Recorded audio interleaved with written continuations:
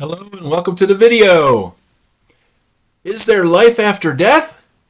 Glad tidings, glad tidings, glad tidings. Yes, of course there's life after death. True life. And in this video, I'm going to describe the one-way street, so to speak, that we are all on. Everyone who's ever has lived, is living, and will live is all going down the same road. So let's just jump in. So this is how it is. These are how it isn't, but this is how it is.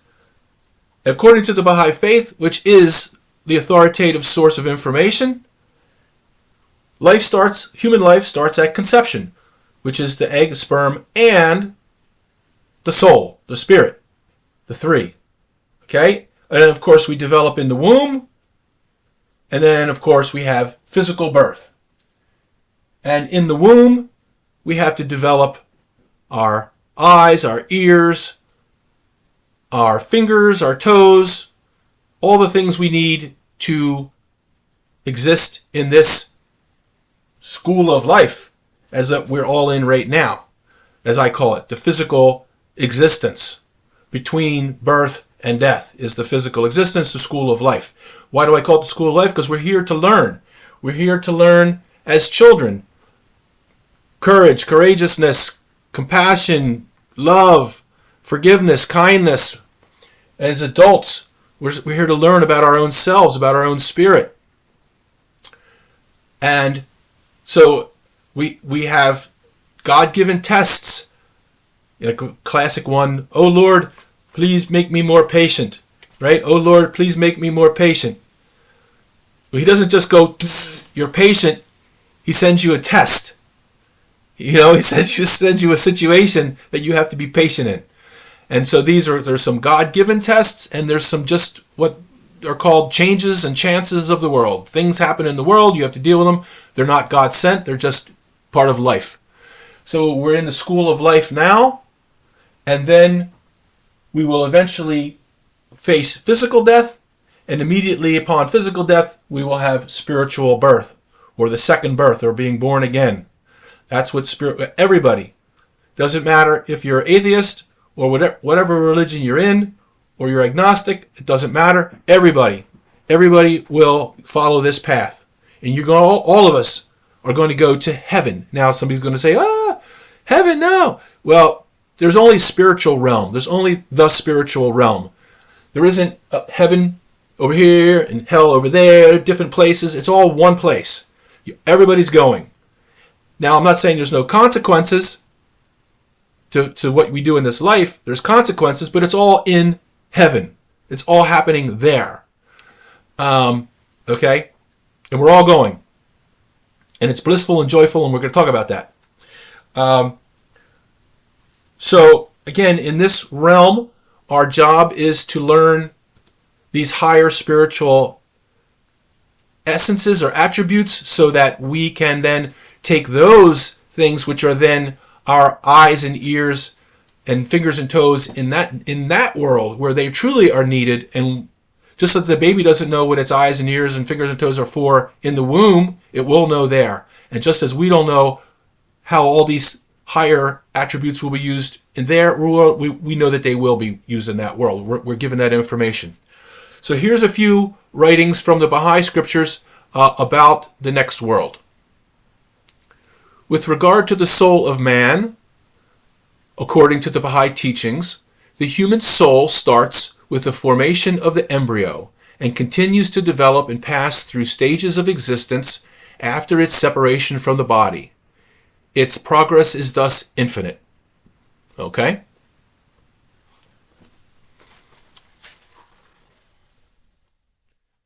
Concerning the future life, what Baha'u'llah says is that the soul will continue to ascend through many worlds. What those worlds are and what their nature is, we cannot know. The same way the child in the womb cannot know this world, so we cannot know what the other world is going to be. And that's going to be a theme we're going to come back to, that the baby in the womb is doing what it's doing without knowing anything about the next life And we now are the same as the baby in the womb regarding the next life in the chain. The spiritual birth, which is the next life in the one-way street of our human existence. Concerning your question, whether a soul can receive knowledge of the truth in the world beyond, such a knowledge is surely possible, and is but a sign of the loving mercy of the Almighty. We can, through our prayers, help every soul to gradually attain this high station, even if it has failed to reach it in this world. The progress of the soul does not come to an end with death. It rather starts along a new line. Baha'u'llah teaches that great, far-reaching possibilities await the soul in the other world. Spiritual progress in that realm is infinite, and no man, while on this earth, can visualize its full power and extent. Okay? The honor with which the hand of mercy will invest the soul is such as no tongue can adequately reveal, nor any other earthly agency describe. Blessed is the soul, which at the hour of its separation from the body is sanctified from the vain imaginings of the people of the world. Such a soul liveth and moveth in accordance with the will of his Creator, and entereth the all-highest paradise, heaven. The maids of heaven, inmates of the loftiest mansions, will circle around it, and the prophets of God and his chosen ones will seek its companionship. With them that soul will freely converse, and will recount unto them that which it hath been made to endure in the path of God, the Lord of all worlds. The last one. In his tablets, Baha'u'llah says that were we able to comprehend the facilities that await us in the world to come, death would lose its sting. Nay, rather, we would welcome it as a gateway to a realm immeasurably higher and nobler than this home of suffering we call earth. You should therefore think of their blessings and comfort yourself for your momentary separation with someone who has passed. In time, all of us will join our departed ones and share in their joys. So our departed ones are very happy.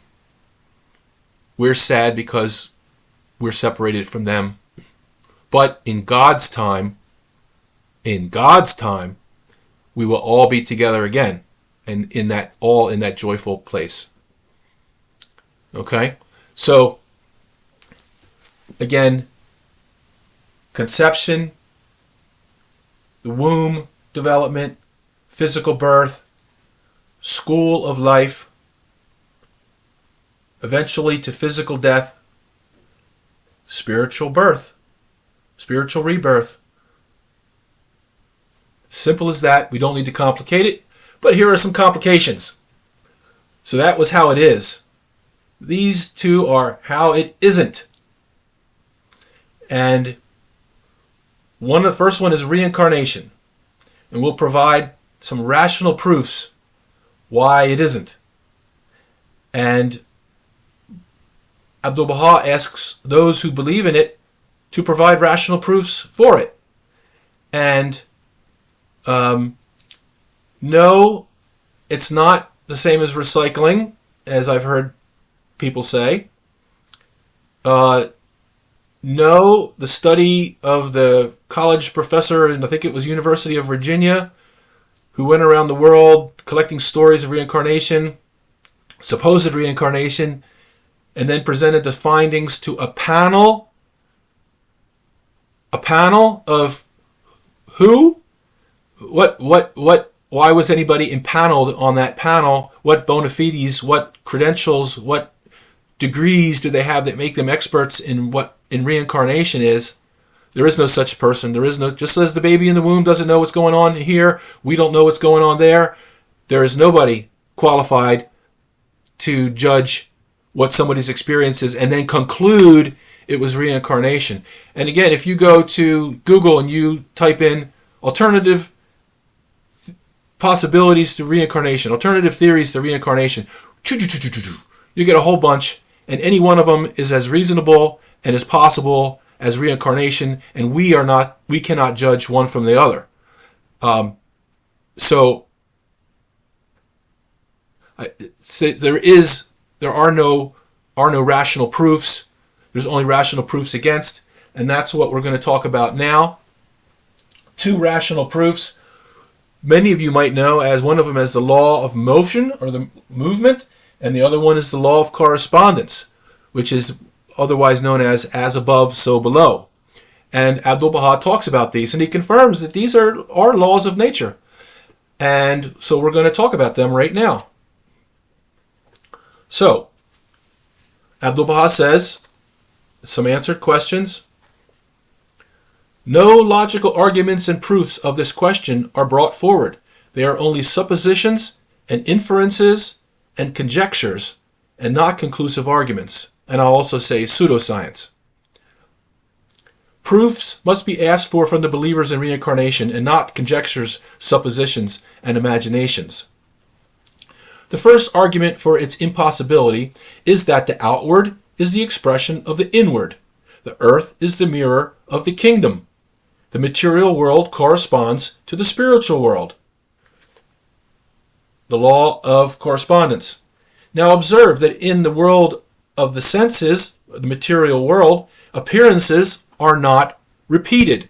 And he goes on to talk about grains of wheat in a granary, and I would add, snowflakes or grains of sand on the beach, or triplets, or twins, or all the trees, all fir trees, apple trees, all the same trees. None of them are the same. They're all different.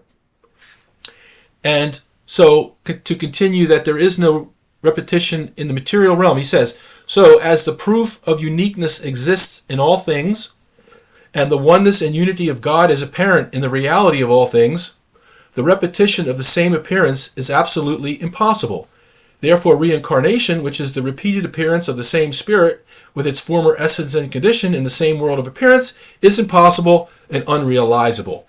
And therefore, as the repetition of the same appearance is impossible and interdicted for each of the material beings, so for spiritual beings also it is interdicted and impossible. Moving on, if we say that this reincarnation is for acquiring perfections, so that matter may become refined and delicate, and that the light of the spirit may be manifest in it for the greatest perfection, this is also mere imagination. This theory has no proofs or evidences. It is simply an idea. Through the eternal bounty, the worth and true ability of man becomes apparent and visible by traversing the degrees of existence, not by returning. Advancing and moving in the worlds in a direct order, according to the natural law, is the cause of existence, and movement contrary to the system of law of nature is the cause of non-existence. The return of the soul after death is contrary to the natural movement and opposed to the divine system. So again, here's the law of correspondence and the law of movement basically negate the possibility of reincarnation. And you really need to consider this, because this is a rational proof. This is rational proof. This is what a rational proof is. Not just assuming because we recycle our garbage that reincarnation is a thing. And he continues one more paragraph. Therefore, by returning, it is absolutely impossible to obtain existence. It is if a man, after being freed from the womb, should return to the womb a second time. Since we don't return to the womb, if we're not perfect when we come out the first time, that's as below. And so above, there is no return.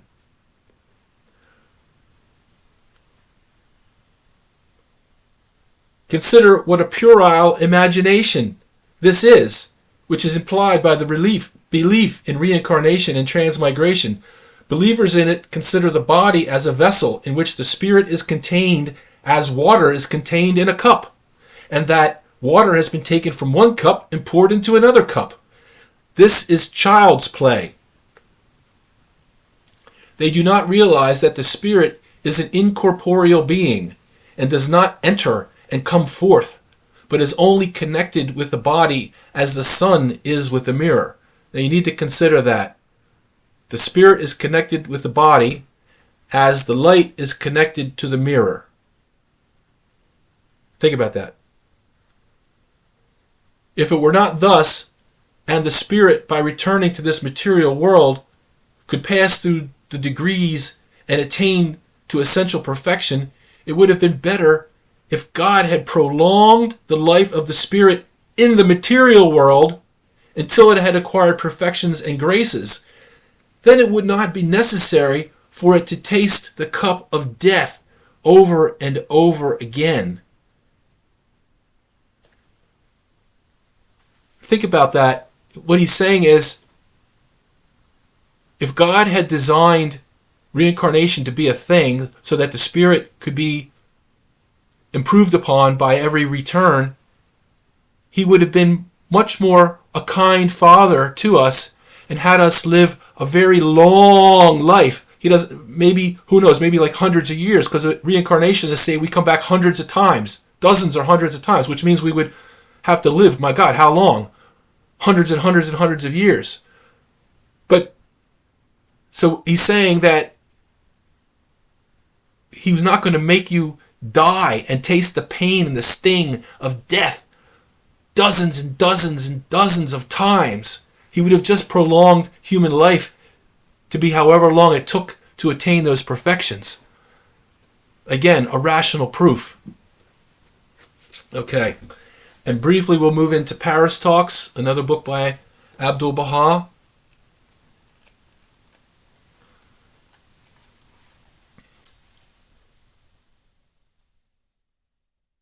Movement is essential to all existence. This is the law which governs the whole physical creation. Let us consider the soul now. With the human soul, there is no decline. Its only movement is towards perfection, growth, and progress. Its only movement is towards perfection. Growth and progress alone constitute the motion of the soul. Divine perfection is infinite. Therefore, the progress of the soul is also infinite.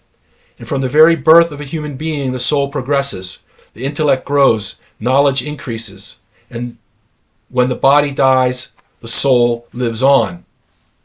In the world of the spirit, there is no retrogression. All movement is bound to be towards the perfect state. Progress is the expression of the spirit of the world of matter. The intelligence of man, his reasoning powers, his knowledge, his scientific achievements, all these being manifestations of the spirit, partake of the inevitable law of spiritual progress and are therefore of a necessity immortal, meaning you take all that with you when you go. And when you go, he says, from the moment the soul leaves the body and arrives in the heavenly world, its evolution is spiritual, and that evolution is the approaching unto God. So when the soul is here in this material school of life phase, it progresses through these things that we're talking about. But once it passes on to the next realm, its evolution is the approaching unto God.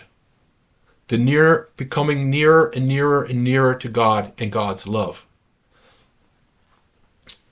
So that is a short summary of two or more. There was like maybe 3 or 4 rational proofs provided that reincarnation is not the case, and that several proofs provided by believers are not proofs at all by just the most fundamental analysis. And I won't get into the rest of it, but so this is reincarnation has now been shown it's against the law of movement, and now bodily physical resurrection. And this is going to be very brief.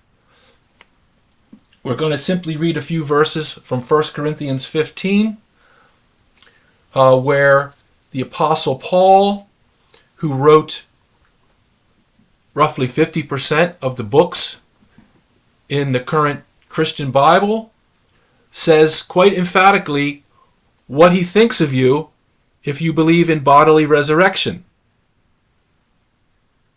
It's in quotations. It's not my words. It's in the Bible. So, 1 Corinthians 15:35. The people are asking Paul a question. But some man will say, How are the dead raised up? And with what body do they come? Thou fool! That which thou sowest is not quickened, except it dies. What? Quickened means given life, right? Quickened. Quicken the dead. Quick means alive, given life. That which thou sowest, meaning when we're born, is not quickened, doesn't get life, except it dies. Physical death, spiritual birth. That's what he's talking about. Physical death, spiritual birth. Moving on to verse 42. So also is the resurrection of the dead. It is sown in corruption. It is raised in incorruption. It is a physical is referring to corruption. The spiritual is referred to as incorruption. You can't mix the two. People like to say, oh, well, they're going to have a glorified body. A body that's glorified. That's puerile and imagination and made up and self-serving in order that you can trick people into believing, oh, my dead body's going to be raised up and I'm going to float in the air. Well, no. That's not how it works. Verse 44, continuing, Paul says, it is sown or born a natural body. It is raised a spiritual body. There is a natural body. There is a spiritual body. And he's not talking spiritual body. It is a spirit body. The body of a spirit. It's got nothing to do with the flesh body. And he says in verse 50, now this I say, brethren, that flesh and blood cannot inherit the kingdom of God. Flesh and blood cannot inherit the kingdom of God. Neither does corruption inherit incorruption.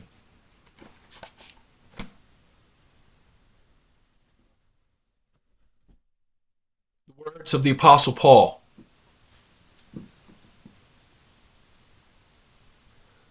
So, that's all I'm going to say about resurrection, physical resurrection. It is, along with reincarnation, how it isn't.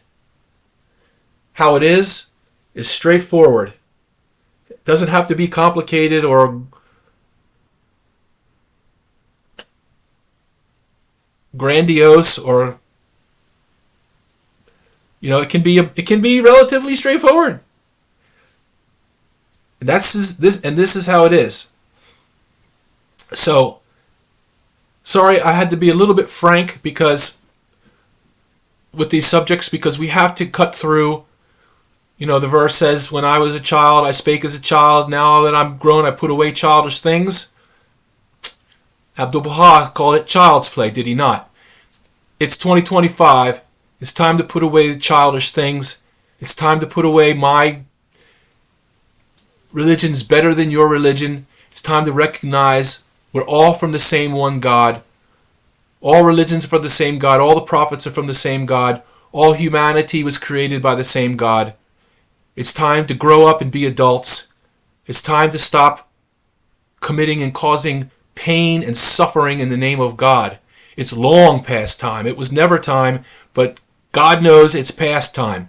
So, dear ones, I say frankly but lovingly, it's time to come together under the one true God and the revelation of Baha'u'llah, which whole purpose is unity and justice.